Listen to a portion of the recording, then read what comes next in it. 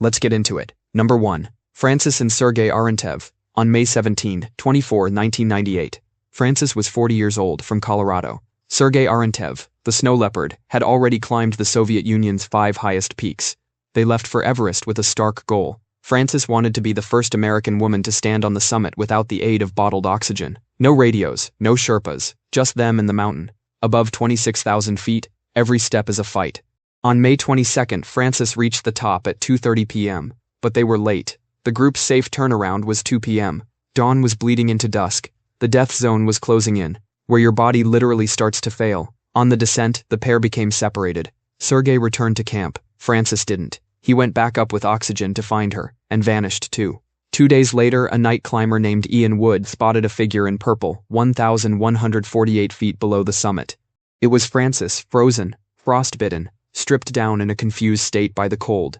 Ian tried to help. He spent over an hour fighting a brutal choice: stay with her and die, or leave and live. He left. Francis died that night. Her body lay on the mountain for almost a decade before being moved out of the route. Sergei's body was found the following year. He'd fallen trying to reach his wife. That sequence, love, ambition, separation, death, lingers because it's so painfully human. Number 2.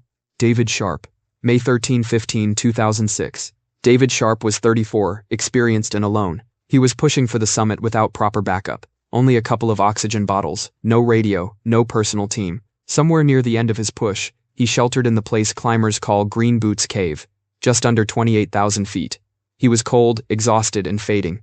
And here's the part that makes people wince. Over the course of that day, dozens of climbers walked past him. Some stopped briefly, some offered oxygen, many assumed he was already dead.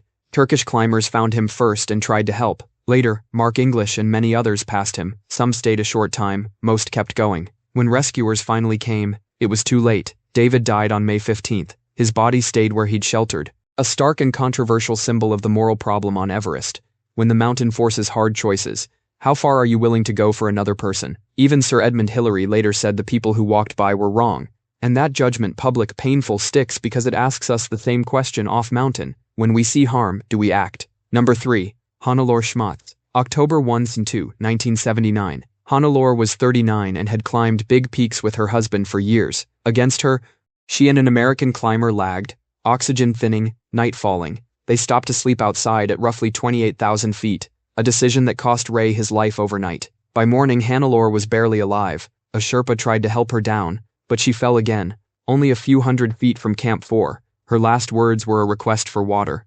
Eventually, storms shifted her body off the route, and she disappeared into the mountain. For years, climbers spoke of her as a lonely landmark, a reminder of how thin the margin is between success and catastrophe. Number 4. Rob Hall. May 10-11, 1996. The disaster. Rob Hall was one of the top guides on Everest, leading clients on a crowded summit day. Commercial expeditions were charging tens of thousands of dollars per client, and the result was a bottleneck on the Hillary step. Waiting in that death zone burns oxygen and time. Hall enforced a strict 2 p.m. turnaround, but as the day slipped by, clients were still pushing upward.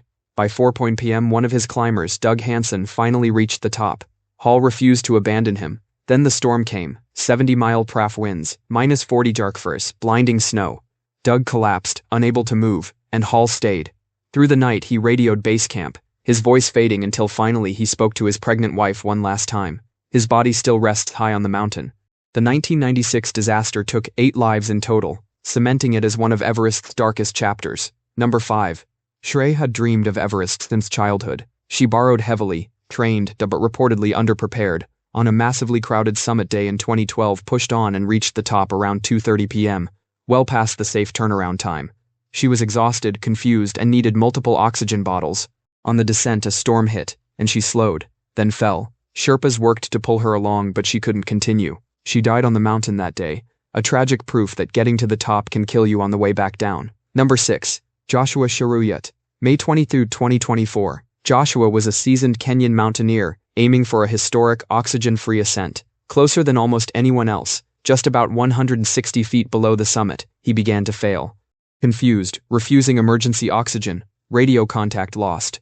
Rescue attempts were hampered by the weather. Joshua's body was later recovered a hair's breadth from his goal. His Sherpa guide disappeared, trying to help. This one is fresh, a reminder that even elite climbers can be defeated by a breath of thin air. Final stitch. What all these stories teach us: these deaths come from different years, different people, different motives. Politicians, guides, dreamers, local Sherpas, and clients who paid everything they had. But the pattern repeats: timing, judgment, the crowd, exhaustion, and the mountain's indifferent rules. Sometimes the call is to push for glory. Sometimes it's to care for a client or a stranger. And sometimes the harsh reality is, you can only save so much. Outside the ice, our death zones look different. They're invisible. An exposed email, a sold phone number, a missed warning. We don't shrug those off the same way we do a sleeping body on a slope. We should. If you liked this kind of deep, slightly uncomfortable look at human choices under pressure, hit subscribe. I have more stories like this. Drop a suggestion in the comments for the next video you want me to unpack. Take a breath, but not the kind you'll regret. That's all for today. I will be making a similar video in the future.